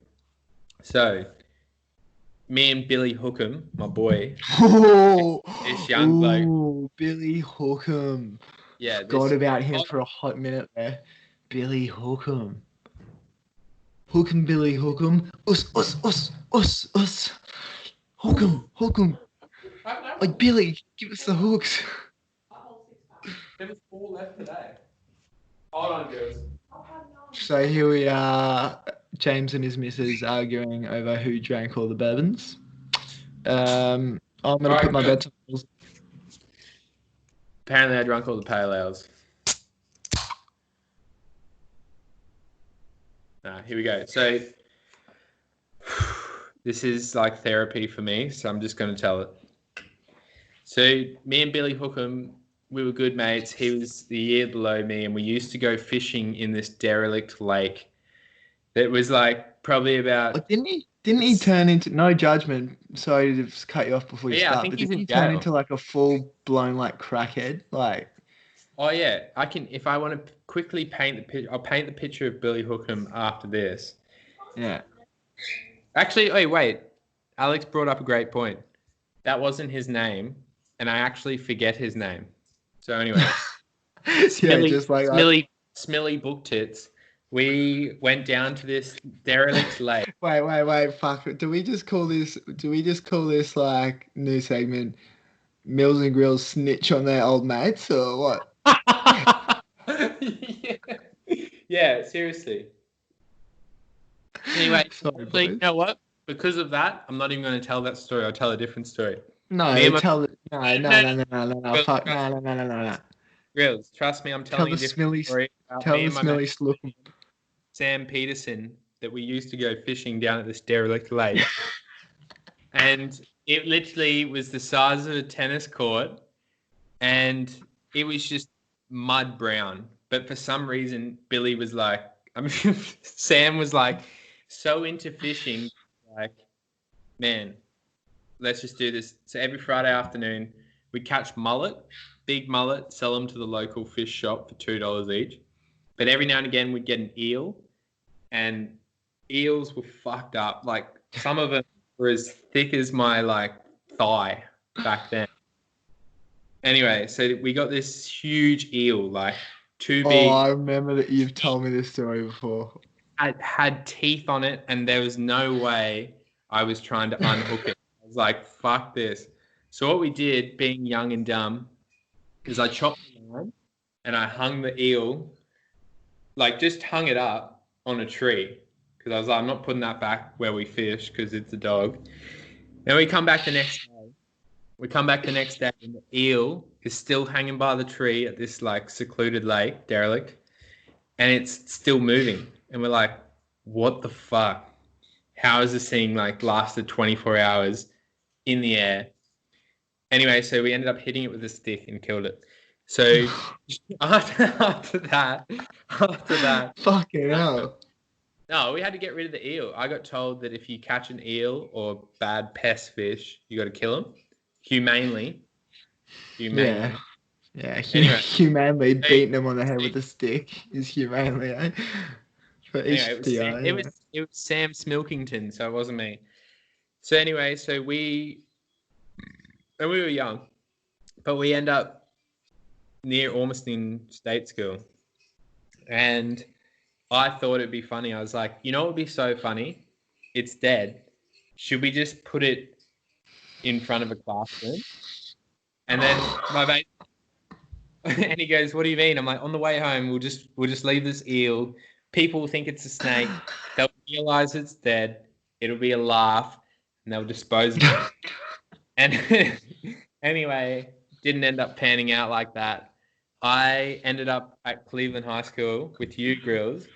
I did this option of a subject called Teach Younger Kids How to Play Soccer. I don't know how I got into it, but on Wednesday afternoons, instead of going to sport or whatever our sports day was, we'd go to Ormiston State School to teach young kids, primary school kids, how to play soccer.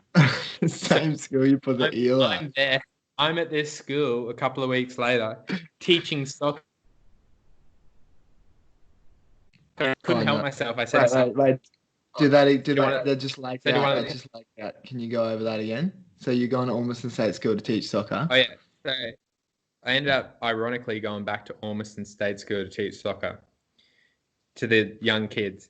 Well, I'm teaching soccer to these like grade 1, grade 2 young kids. I asked someone, I couldn't help myself. I said, was there an eel? Something about an eel? They're like, what do you know? Like straight away just went, what do you know? And I was like, what do you mean? I was like, I don't know. What do you mean? And then they're like, I don't know anything, man. Yeah, I was like, whoa. I was just like, I just heard, they're like, who'd you hear it from? And I was like, all right. And they're like, well, let me tell you. They obviously stopped suspecting me. They're like, let me tell you. We had to shut the school down. On Monday because apparently there was a huge snake in front of one of the kids' blocks. And it was a huge health issue and it was traumatic for a lot of people and the teachers. Anyway, we're looking for the person that did it. And luckily, like, I only had one more week of teaching these kids. And I took that story to the grave / now.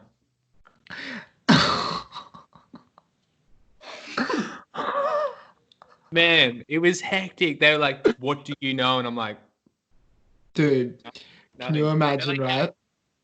Hey? Can you imagine next week you get a knock on the door, right? It's the cops. Were you the guy that put the eel on the grade 1 block? Yes. Oh, shit. No, but see, back then, like, kids don't think. Like, fair enough, I was probably 14 and in grade 12.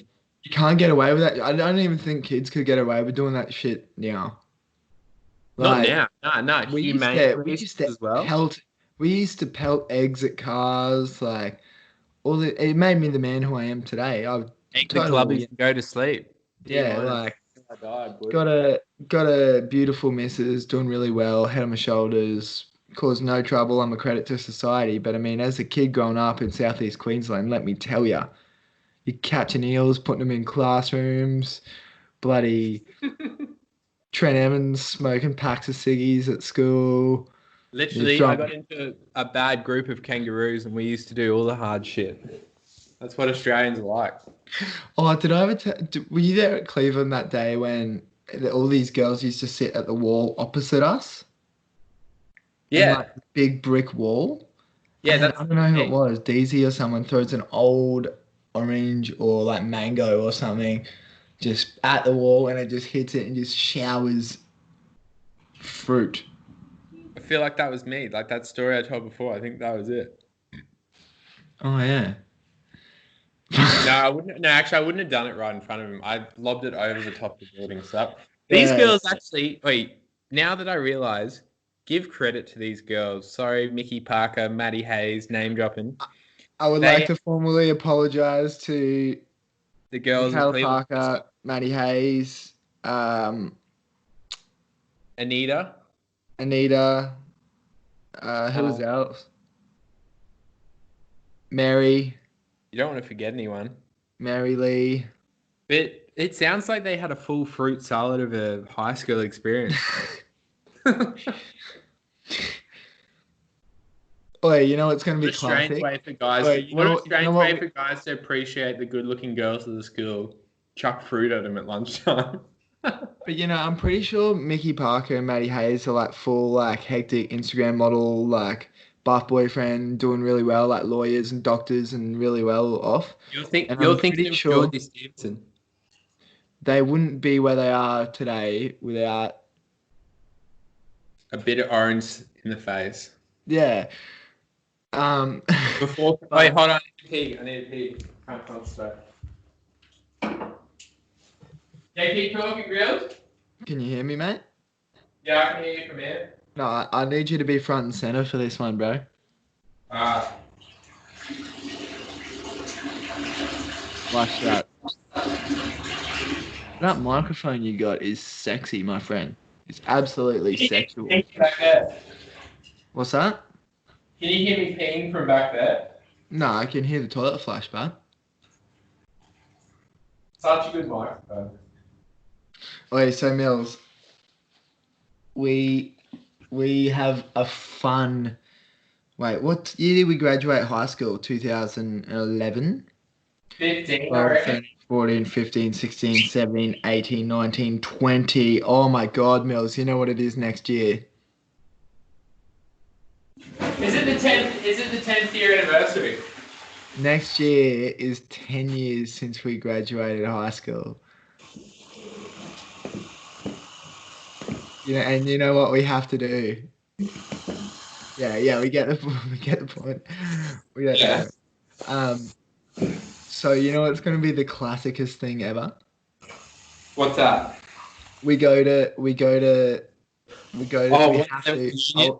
I'll even fly home for it, mate.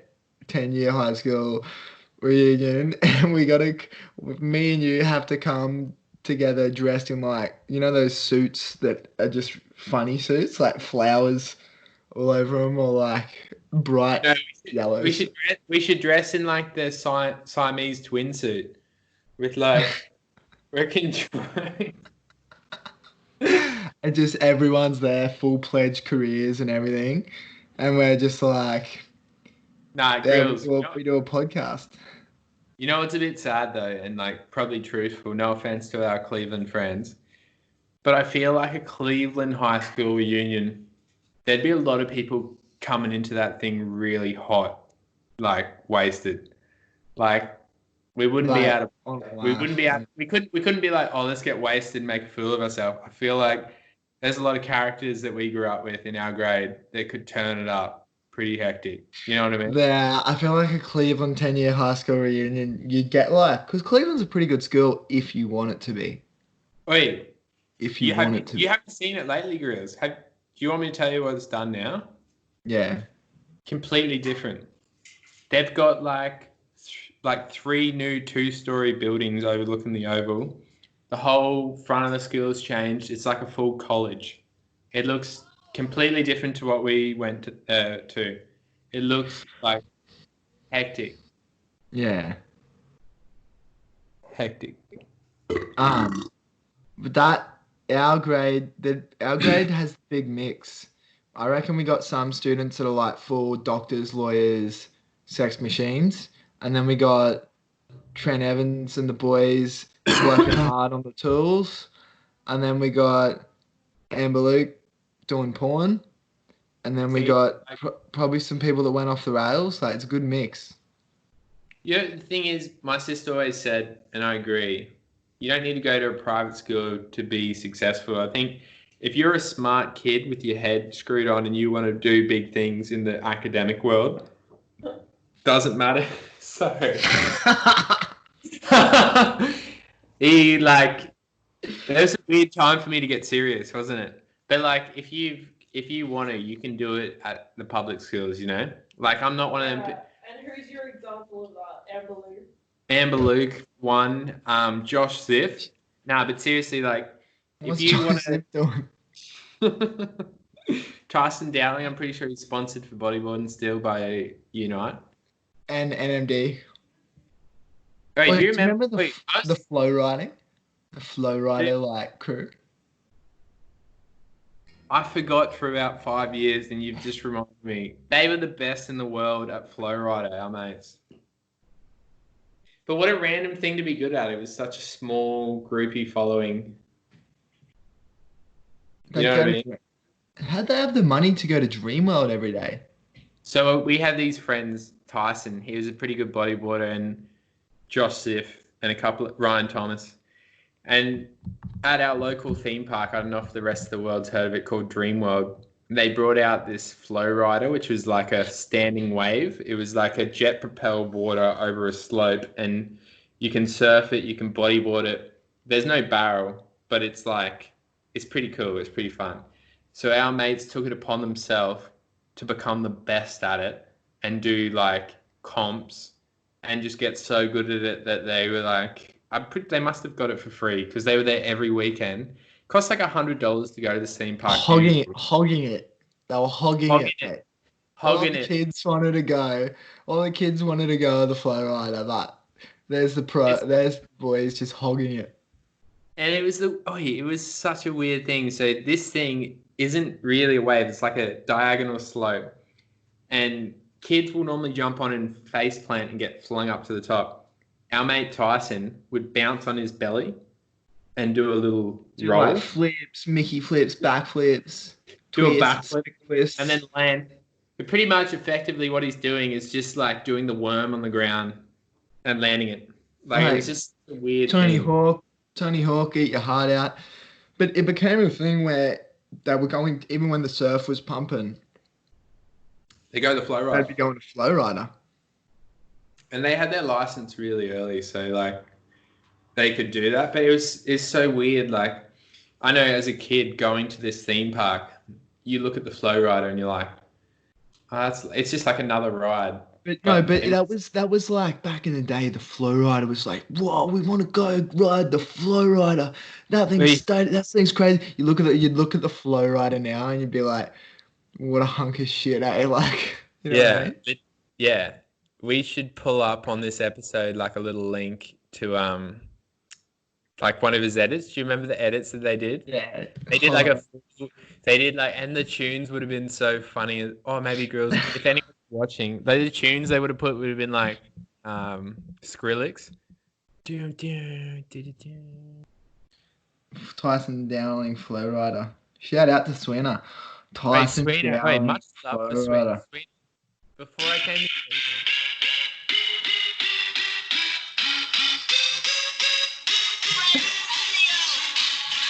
hold on, so you got Gryllz, get the light. Oh, there it is, yeah.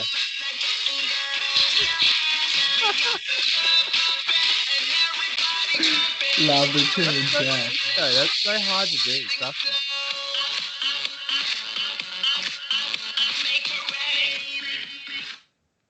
Yeah, check it out. I wonder if he still does it.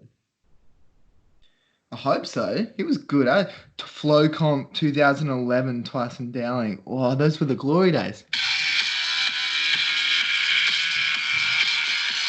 Wow, look at that edit.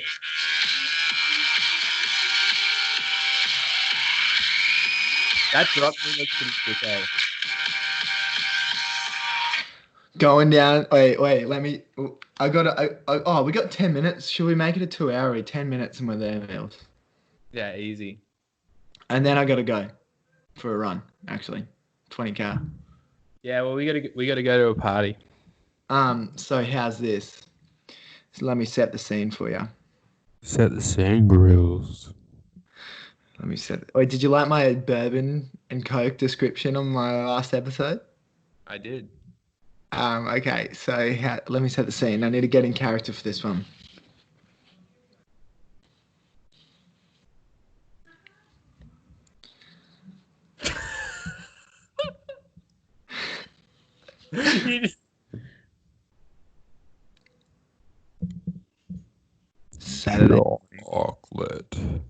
Saturday morning. The sun's just come up. You can smell the faint bourbon still on his breath as Kendall Banks pulls into your driveway in the red Commodore, blasting tiny temper out of the Fusion speakers, obnoxiously loud, waking up your mum and dad as you load the bodyboards into the car as the sun comes up. Kathy and Kirk Banks. Shout out. You drive, you get in the car. Right lane always wins. Right lane always wins. Speed lane. Check the surf. Go for a bodyboard in 2 foot like slop. In front of the Burley Surf Club. In front of the North Burley Surf Club when the waves are like probably 10 times as better at D-Bar. Quote Matt Hines.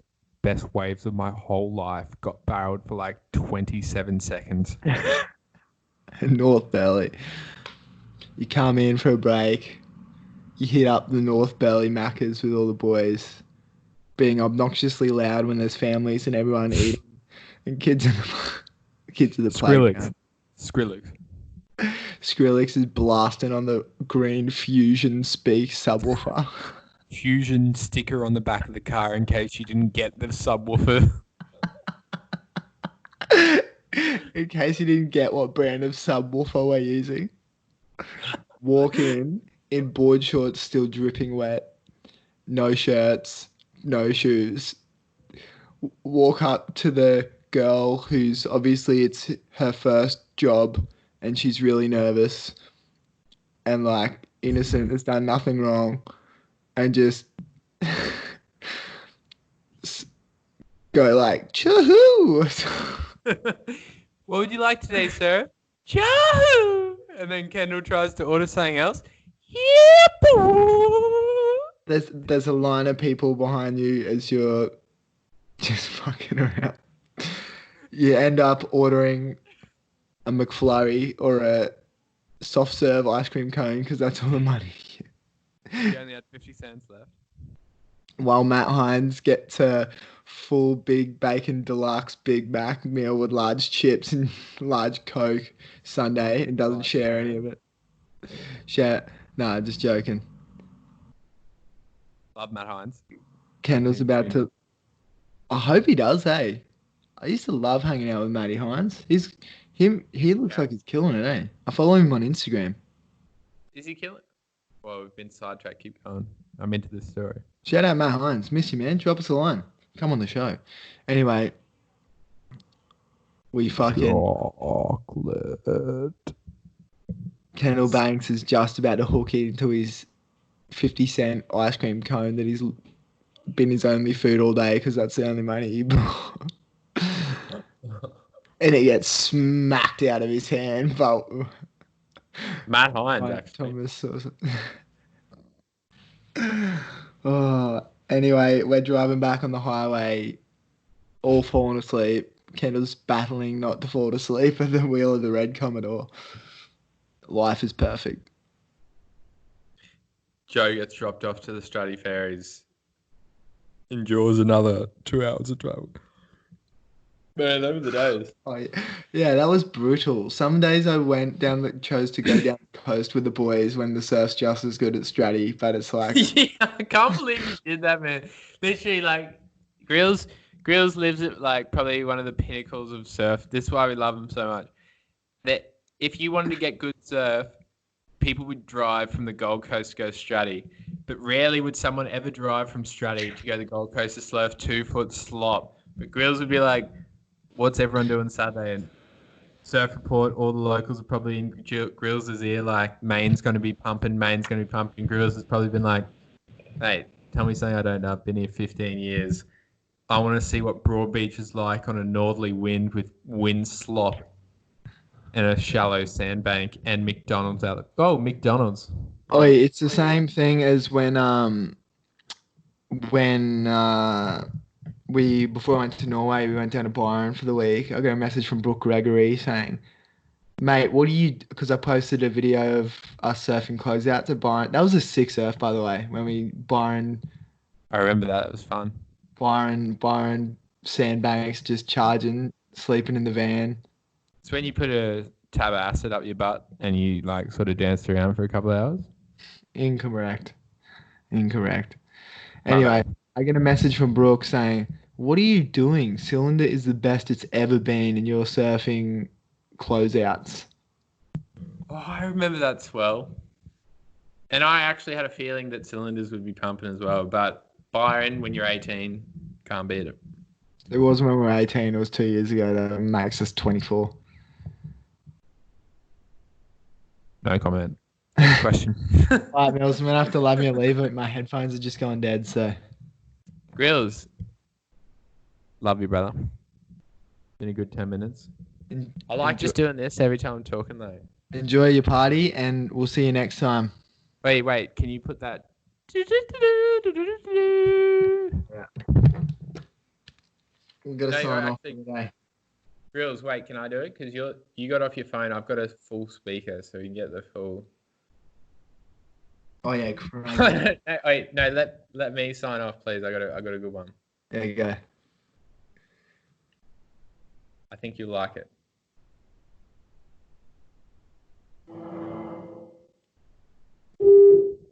You ready? Yeah, born ready.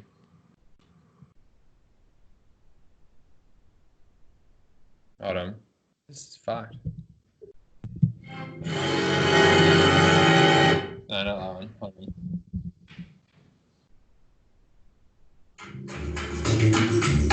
This is an ad.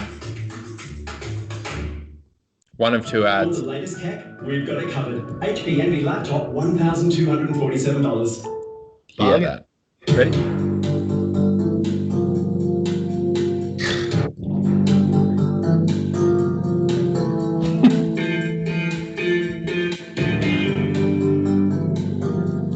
Thank you for tuning into the Milz and Gryllz show. I've been your host this evening, Milz. And I've been your little Sexy partner. Gryllz.